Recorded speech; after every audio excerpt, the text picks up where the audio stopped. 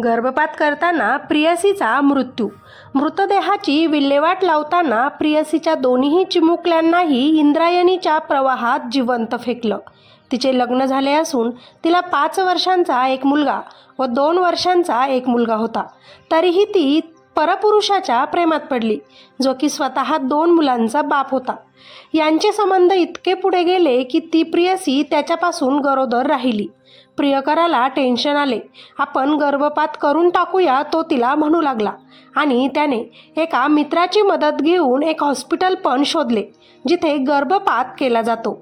यात एका स्त्रीने पण पैसे घेऊन त्यांची मदत केली. प्रियसी घरातून आपल्या 2 मुलांना घेऊन आजीला भेटायला जाते आहे म्हणून निघाली आणि प्रियकराने जिथे बोलवले तिथे गेली. त्याने तिला आपण असे बाळ ठेवू शकत नाही, दोघांचाही संसार मोडेल म्हणून समजावले आणि गर्भपात करण्यास तिला त्याने तयार केले. मित्र आणि प्रियकर तिला घेऊन त्या हॉस्पिटलमध्ये दाखल झाले, पण अनर्थ घडले. डॉक्टरांच्या हलगर्जीपणामुळे विवाहबाह्य संबंधातून गर्भवती राहिलेल्या त्या प्रियसीचा गर्भपात करताना मृत्यू झाला. काय करायला आलो आणि काय झाले हा विचार करून तो प्रियकर खूप घाबरला आणि कुणालाच काही समजावून द्यायचं नाही. इकडेच बॉडी कुणालाही सापडणार नाही अशी व्यवस्था करायची असे त्यांनी ठरवलं. त्यानंतर त्यांनी अंधारात जाऊन इंद्रायणीच्या वाहत्या पाण्यात त्या प्रियसीची बॉडी फेकून दिली. आपल्या आईला पाण्यात असे का टाकत आहे म्हणून ते 2 मुले रडू लागली. आई आई म्हणू लागले. तेव्हा त्या प्रियकराला राग आला. हे मुलं आपल्याला यामध्ये फसवू शकतात असा विचार करून त्या नराधमाने मृतदेहाची विल्हेवाट लावताना प्रियसीच्या त्या दोन्ही मुलांना इंद्रायणीच्या नदीत जिवंत फेकून दिले. पुण्याच्या मावळ तालुक्यातून ही धक्कादायक आणि हादरून सोडणारी घटना समोर आली आहे. ही संतापजनक घटना 9 जुलै रोजी घडली आहे.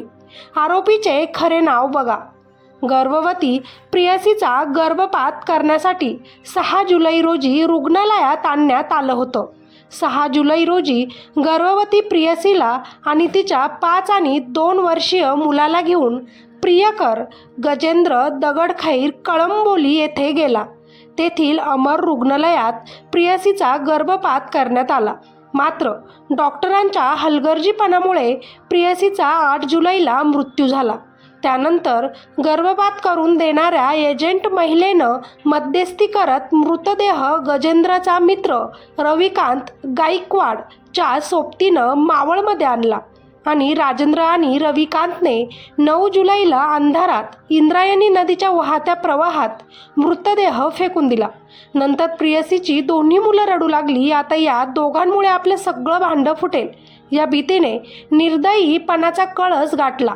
कोणतीही दयामाया न दाखवता त्या दोन्ही मुलांना ही त्या प्रियकराने व त्याच्या मित्राने त्याच नदीच्या प्रवाहात जिवंत फेकून दिलं.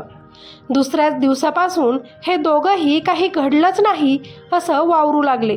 पण 1-2 दिवसांपासून त्या प्रियसीसोबत तिच्या कुटुंबियाचा संपर्क होत नसल्यानं तिच्या कुटुंबियांनी तळेगाव पोलिसात तिघेही हरवल्याची तक्रार दिली.